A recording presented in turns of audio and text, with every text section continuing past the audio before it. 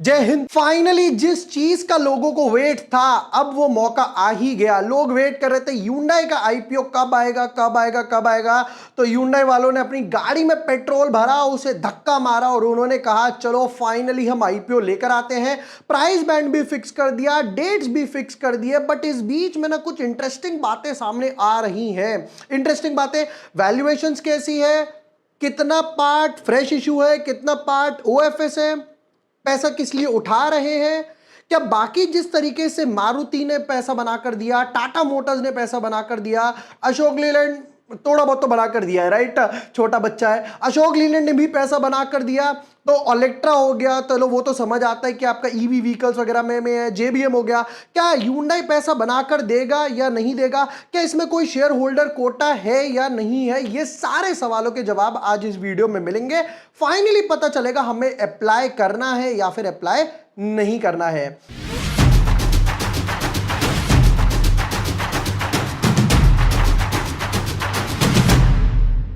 Hi everyone, my name is bore Washne, I am a SEBI registered research analyst. आज के video में करेंगे एक इंडिया का सबसे बड़ा आईपीओ जो आ रहा है, दैट इज Hyundai कंपनी का। कार मेकिंग है, क्या कार मेकिंग में हम ड्राइव करेंगे या ड्राइव नहीं करेंगे, सीट से उतर जाएंगे, देखते हैं आज के वीडियो में। But yes, before moving ahead, अगर अभी तक आपने चैनल सब्सक्राइब नहीं किया है या न्यू यूजर हो, ये टॉप 5 स्टॉक्स अक्टूबर मंथ के लिए Garuda construction IPO, RSI strategy, वारे रिन्यूएबल्स वगैरह, यहां पर आपको ऑन द बोर्ड सब कुछ मिल जाएगा। वोडाफोन जब कहीं ट्रेड कर रहा था ये 10-11 रुपए के आसपास, तब भी मैंने कहा था नहीं खरीदना है, नहीं खरीदना है। 9.2 9.1 तक गया। फिर ये वीडियो जरूर देख लेना, एक ऐसी वीडियो जिसमें 16 अपकमिंग स्टॉक्स में शेयर होल्डर कोटा हो सकता है। चलिए शुरू करते हैं। Hyundai Motors incorporated in 1996, Hyundai Motor Limited is a part of Hyundai Motor Group, which is the third largest auto original equipment manufacture in the world based on passenger vehicle sales. ठीक है, एक होता है passenger vehicle, एक हो गया commercial vehicle. Passenger vehicles जो हम लोग 2 व्हीलर्स, 3 व्हीलर्स, 4 व्हीलर्स वगैरह हम लोग खरीदते हैं। बट कमर्शियल व्हीकल्स वगैरह में जाएगा आपका ऑटोज वगैरह हो गया, या बसेस वगैरह हो गया, ट्रक्स वगैरह हो गया, जिनसे आप कमर्शियल एक्टिविटी करते हो। तो ये थर्ड लार्जेस्ट है, खुद ही अपने पार्ट्स वगैरह बनाते हैं। ठीक है, नेक्स्ट पार्ट पर पढ़ते हैं। The company manufactures and sells reliable, feature-rich and innovative 4-wheeler passenger vehicles backed by the latest technology. The company also manufactures parts such as transmission and engines. तो मतलब बेचते तो है ही हैं, खुद कुछ पार्ट्स वगैरह भी बनाते हैं। कुछ पार्ट्स वगैरह को जो गाड़ी बनाते टाइम आपको इंपोर्ट करने पड़ेंगे, जैसे कि पेंट हो गया, शीशा हो गया, मेटल्स वगैरह हो गए, मेन पार्ट्स जो हो गए, इंजन, ट्रांसमिशन वगैरह, वो खुद भी बनाते हैं। कंपनी के अब अगर नेटवर्क की बात करते हैं तो 1300 सेल्स पॉइंट्स हैं जहां से ये अपनी गाड़ियां बेचते हैं, जिसमें कि 1500 और सर्विस पॉइंट्स हैं। यानी कि देखो, कई जगह होंगी जहां पे सिर्फ गाड़ी बिकती होगी, सेल्स नहीं होती होगी, सर्विस नहीं होती होगी, आई शुड से।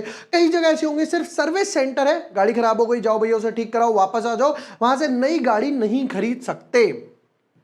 नेक्स्ट क्या कंपनी बोलती है, अभी तक कंपनी ने लास्ट ईयर यानी कि मार्च 31 तक 2024 में 12 मिलियन यानी कि 1.2 करोड़ गाड़ियां बेची हैं, पैसेंजर व्हीकल्स वगैरह बेचे हैं। ठीक है, थ्रू एक्सपोर्ट्स वगैरह के हिसाब से भी। ठीक है, नेक्स्ट पार्ट पर आते हैं। Company manufactures and sells 4-wheeler passenger vehicle including models such as sedans, hatchbacks, SUVs और EVs वगैरह में भी आ गए। इनफैक्ट ये लोग हाइब्रिड वगैरह में भी आए। मोस्ट इंपॉर्टेंट जो इनके कुछ अच्छे हैं वो हो गया i10, i20 line, aura, Elantra, venue L9, वरना क्या, वरना गाड़ी का नाम है यार, क्रेटा इनलाइन, एल्काजार, ये आजकल बहुत चल रही है एल्काजार, टक्सन और ईवीज वगैरह आ गए इनके। ठीक है, लास्ट क्या हुआ है कि 360 डीलर्स वगैरह कंपनीज के साथ इन्होंने पार्टनरशिप करी है डिस्ट्रीब्यूशन के लिए। मैन्युफैक्चरिंग प्लांट कहां पर है, मैन्युफैक्चरिंग प्लांट चेन्नई में है, जो full range of vehicle models वगैरह है। कंपनी एक्सपोर्ट्स भी करती है, कहां, Africa, middle east, Bangladesh, Nepal, Bhutan, Sri Lanka, मतलब इंडिया के मैप से जो आसपास ये छोटे छोटे कंट्रीज वगैरह है ना, छोटे भाई बंधु वगैरह हमारे, उनके पास ये अपना माल वगैरह बेचती है। ऑलराइट, एज ऑफ नाउ देख के तो ठीक लग रहा है, क्यों? क्योंकि बाकी तो फाइनेंशियल्स, वैल्यूएशन इन सब पे पता चलेगा, बट सबसे बड़ी बात एज ऑफ नाउ क्या आ रही है कि भाई खुद ही मैन्युफैक्चर करते हैं, इंजन वगैरह पे भी खुद फोकस है, डीलर्स वगैरह अच्छे नजर आ रहे हैं। लास्ट ईयर इन्होंने 1.2 CR गाड़ियां, 1.25 करोड़ गाड़ियां भी बेची है, जो कि अच्छा नंबर है। बाकी और देखते हैं धीरे धीरे कैसे बढ़ते हैं। नेक्स्ट पार्ट पर आते हैं, जरा कुछ इंपॉर्टेंट डेट्स। वैसे डेट देखने का फायदा नहीं है इस टाइम, अगर कुछ क्लैश हो भी रहा होगा तो फोकस इस पे ही रहेगा लोगों का। 15 अक्टूबर को आईपीओ ओपन होगा, 17 अक्टूबर 3 दिन आईपीओ रहेगा, अलॉटमेंट आएगी 18 तारीख को, सैटरडे संडे आ गया, फिर रिफंड्स और शेयर 21 तारीख को, और 22 अक्टूबर को यहां पर लिस्ट होने वाला है। चलो भाई वैल्यूएशन बताओ। फेस वैल्यू है 10 रुपए, बहुत अच्छी बात है। प्राइस बैंड रखा है 1900 से 1960। हो 1960, 1900 से 1960 हम अगर अप्लाई करेंगे, जैसे जैसे प्रोसीड करेंगे तब पता चलेगा, तो हमें अप्लाई करेंगे 1960 पे। कई लोगों को जो डाउट आता है कि यार एप्लीकेशन लगती ही नहीं, कुछ मेजॉरिटी ऑफ रीजंस मैं बताना चाहूंगा। आईपीओ अप्लाई करते टाइम ध्यान रखें, आप चाहे पहले दिन लगाओ, दूसरे दिन लगाओ, तीसरे दिन लगाओ, कोई डिफरेंस नहीं है। कई लोगों के दिमाग में ये मिथ है मैं पहले दिन लगाऊंगा तो जरूर मिलेगा, ऐसा कुछ नहीं है, लॉटरी सिस्टम है। नंबर 2, अगर आप अप्लाई करते हो 1900, 1910, 1920, 1930, ये वो नहीं, रिजेक्ट है एप्लीकेशन। 1958, 1958, 1951 भी अप्लाई करते हो, रिजेक्ट है। 1960 नंबर 1।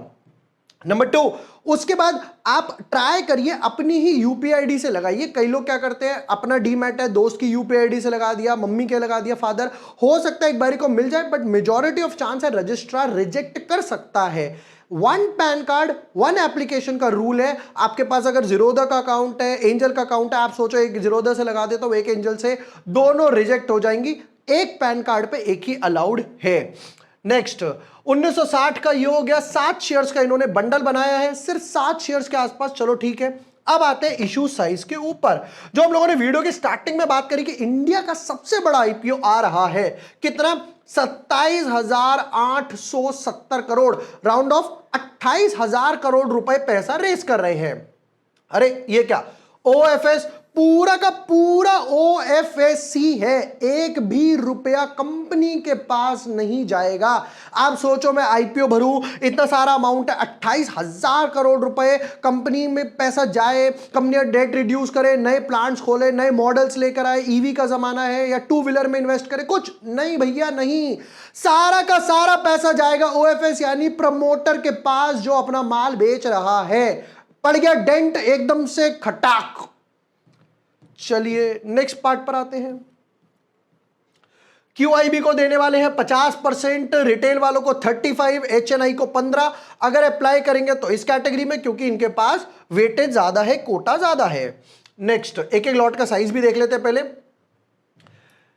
एक लॉट बनेगा 13,720 रुपए का, 14,000 से भी कम हुआ। 2 लाख से नीचे एप्लीकेशन है तो यूजुअली आप 13 अप्लाई कर सकते हो, अब की बार है आपके पास 14। फिर आगे एचएनआई और बिग एचएनआई। अच्छा, लास्ट टाइम भी वीडियो में कई लोगों ने पूछा था कि क्या एचएनआई में देने के लिए कोई सर्टिफिकेट देना होता है? नहीं देना होता।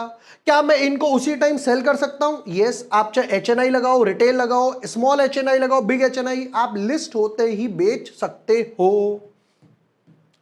नेक्स्ट पार्ट पर आते हैं। अब इन्होंने एंकर इन्वेस्टर का कोटा कितना था? 8300। एंकर इन्वेस्टर जिनके पास लॉक इन वगैरह रहता है, इनका कोटा था 8300 करोड़ का, और पूरा का पूरा इन्होंने एंकर इन्वेस्टर से रेस कर लिया है।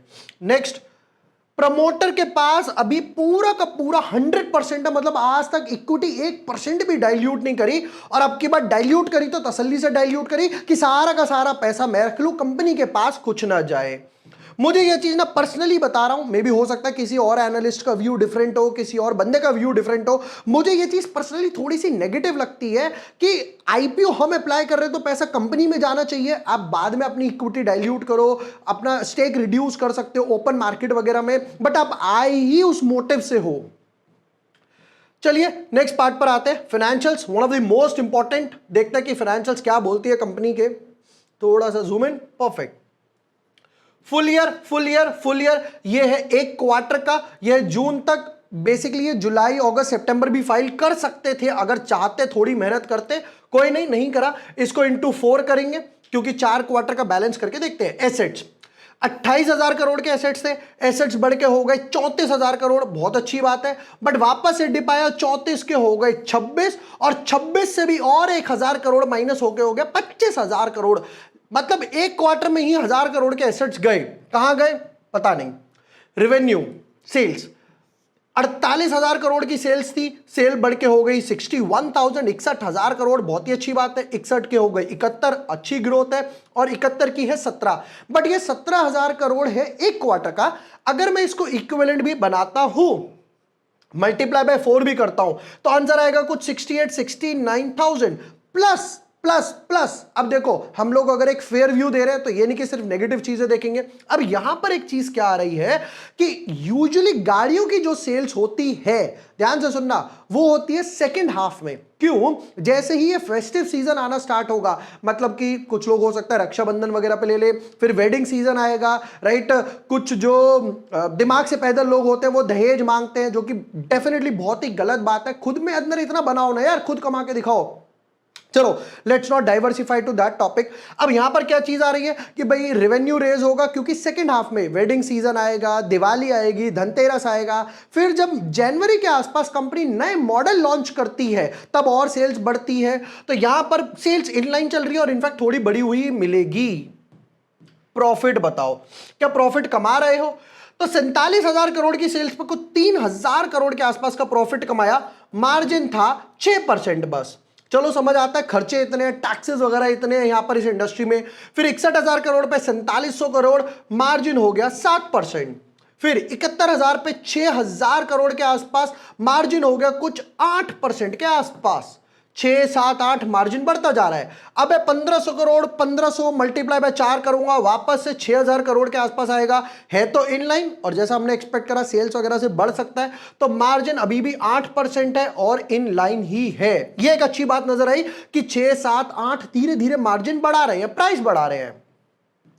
रिजर्व्स 16,000, 19,000, 19,000 के सीधा हो गए 9,000, जहां पर एसेट्स भी कम हुए, रिजर्व्स भी कम हुए। मे बी अगर मैं बोलता हूं कि अगर आपने किसी प्लांट केपेक्स वगैरह में भी करा तो एसेट्स में नजर आना चाहिए। इस टाइम तो कोविड भी नहीं था। 9,000 के हो गए 11,000। बोरोइंग्स 1100, 1100, 700, 700, 700 करोड़ की बोरोइंग्स है। बोरोइंग्स तो रिड्यूस करी जा सकती है इजीली, रिजर्व्स इतने ज्यादा है इनके पास, राइट। इट्स नॉट इवन 7-8% की बोरोइंग है, रिजर्व के कंपैरिजन में कम कर दो। फाइनेंशियल्स, फाइनेंशियल्स की बात करें, as of now financial looks good. क्यों? क्योंकि मार्जिन बढ़ रहा है, बट एसेट्स में जो ड्रॉप आया एक नेगेटिव है, रेवेन्यू कांस्टेंट है, प्रॉफिट समझ आता है, मार्जिन अच्छे हैं। बट सबसे अच्छी बात ये जो रिजर्व्स में डेंट आया यहां से यहां तक, ये थोड़ा सा ट्रबलिंग लग रहा है। मैं बोलता हूं चलो आपका एक साल नेगेटिव वगैरह भी गया, बट वापस से ये नेगेटिव वगैरह हो गया। जब आपकी सेल्स बढ़ रही है, रेवेन्यू बढ़ रही है, रिजर्व्स बढ़ रहे हैं, इस क्वार्टर में भी बढ़े, तो आपका एसेट्स बढ़ना चाहिए। कुछ important ratios, return on capital employed 13% है, रिटर्न ऑन नेटवर्थ 12% के आसपास है। ये समझ आता है, पॉजिटिव है। अब नेक्स्ट, पैसा तो कंपनी के पास जाएगा नहीं, क्योंकि objective of the issue company के नहीं है। अच्छा, आपको पता है ये आईपीओ आ रहा है 28,000 करोड़ का। आपको पता है 1, 2, 3, 4, 5, 6, कुछ 6 आईपीओ के नाम लिखता हूं, फिर फाइनल इसके वर्डिक्ट पे आता है, लगाना या नहीं लगाना। पेटीएम, एलआईसी, कोल इंडिया, एसबीआई कार्ड्स, और उसके बाद जीआईसी लिख लेते हैं। पेटीएम, एलआईसी, कोल इंडिया, एसबीआई कार्ड्स, और एक रह गया आर पावर। आपको पता है इन सब में कॉमन क्या है? आप कहोगे क्या है? सब लिस्टेड कंपनी है। डेफिनेटली सब लिस्टेड कंपनी है। ये सारे 10-10 हजार, 15-15 हजार करोड़ के आईपीओ थे। जितने बड़ा आईपीओ उतनी बड़ी सप्लाई। यही चीज मैंने लास्ट टाइम ओला के टाइम भी डिस्कस करी थी कि भाई वहां पे थोड़ा सा ही प्रॉफिट होगा, डू नॉट एक्सपेक्ट कि भाई ज्यादा होगा। लिस्टिंग गेन हुए उस दिन पे 8-10% के आसपास लिस्टिंग गेन बने। अब आते हैं इस बात पे, क्यों जितना बड़ा आईपीओ सबको अलॉटमेंट इजीली मिल जाएगी। हमें चाहिए होता है अलॉटमेंट इजीली ना मिले, ताकि जिसको नहीं मिला है, इसको ऐसे समझाता हूं, सपोज करते हैं अलॉटमेंट रिटेल वालों को सिर्फ 20 लॉट्स की मिल सकती है। यहां खड़े हैं 500 लोग, अब यहां पे मिल गई, तो यानी 480 ऐसे लोग थे जिनको नहीं मिली। अब ये सेकेंडरी मार्केट में जब लिस्टिंग होगी तब भागेंगे बाय करने के लिए। समझ आता है कि डिमांड है। बट दूसरी तरफ समझते हैं, आईपीओ अलॉटमेंट मिल सकती है 490 लोगों को, लाइन में खड़े हुए हैं 500 लोग, तो सिर्फ 10 लोग ही ऐसे रह गए। अब यहां पर सप्लाई ज्यादा है, क्यों? क्योंकि भाई ऑलरेडी 490 लोगों को मिल चुका है, सबके खाते में पड़ा हुआ है। वापस से एग्जांपल याद करो, वोडाफोन वाला, यस बैंक वाला, क्यों? क्योंकि सबके खाते में पड़ा हुआ है, नंबर 1। अब वाइनल आते हैं, ये आईपीओ का हाल तो आप देख चुके हो, इसका भी क्या हुआ था, इसका भी क्या हुआ, इनफैक्ट इसका भी क्या हुआ था, ये भी लिस्टिंग पे डिस्काउंट पे लिस्ट हुए थे सारे आईपीओ। जितना बड़ा आईपीओ उतना सा trouble. But question, listing gain long term के लिए, long term listing gain long term के लिए रख सकता हूं, डेफिनेटली रख सकते हैं। क्यों? क्योंकि इंडस्ट्री काफी अच्छे मोटे मूव से मूव कर रही है। मारुति हम लोगों ने देख लिया, टाटा मोटर्स वगैरह हम लोगों ने देख लिया, ईवी वगैरह में भी ये लोग आ रहे हैं, तो लॉन्ग टर्म वालों का सेट है, अप्लाई करो। हो सकता है अगर थोड़ा बहुत अप एंड डाउन भी खुले, कोई टेंशन नहीं है, आप लॉन्ग टर्म के लिए आराम से होल्ड कर सकते हो। अब आते हैं लिस्टिंग वालों की तरफ। डू नॉट एक्सपेक्ट कि ये बंपर लिस्टिंग गेन देके जाएगा, 30%, 40%, 100% लिस्टिंग गेन देके नहीं जाएगा। क्यों? सप्लाई ज्यादा है, एचएच में ड्रॉप हुआ है, उससे भी सबसे बड़ी बात मार्जिन 5-6% के हैं। ये इंडस्ट्री चेंज होती रहती है, अगर कोई कल नया ईवी निकाल देगा, कहीं वापस से जीएसटी का कोई मैटर वगैरह आ गया, किसी मॉडल में ट्रबल वगैरह आ गया, तो इस इंडस्ट्री पे ना, इस कंपनी में डेंट वगैरह पड़ जाता है। ये एक सबसे बड़ा ट्रबल है। ओवर सब्सक्रिप्शन ऑलरेडी 28,000 करोड़ का है, 2 गुना 3 गुना के आसपास ओवर सब्सक्रिप्शन हो जाएगा, और हो ज्यादा इससे क्या होगा। अब लिस्टिंग गेन की बात करें, मैं जो एक्सपेक्ट करूंगा 5 से 7% लिस्टिंग गेन ही होगा। दोबारा से सुन लो, 5 से 7, 10% तक ही लिस्टिंग गेन होगा, इससे ज्यादा नहीं होगा। So my advice for safe traders is avoid करो इस आईपीओ को, क्योंकि ज्यादा बड़ा आईपीओ है, लिस्टिंग खुली 2, 3, 5%, फिर धीरे धीरे नीचे आना शुरू हो। अगर आप रिस्की ट्रू मॉडरेट ट्रेडर हो, एक लॉट के लिए अप्लाई कर सकते हो, बट अगेन फुल फोर्स में अप्लाई नहीं करेंगे। जैसा मैं हर बार बोलता हूं, मम्मी के अकाउंट से, पापा के अकाउंट से, उस तरीके से अप्लाई नहीं करने वाले हैं। ये थे Hyundai आईपीओ के डिटेल्ड एनालिसिस, जहां पर मैंने long term, listing gain, safe trader, moderate trader, सारी कैटेगरीज वगैरह कवर कर ली है। वीडियो यूजफुल लगा हो, प्रोडक्टिव लगा हो, share with the friends, like and subscribe. Thank you for watching the video, lots of love.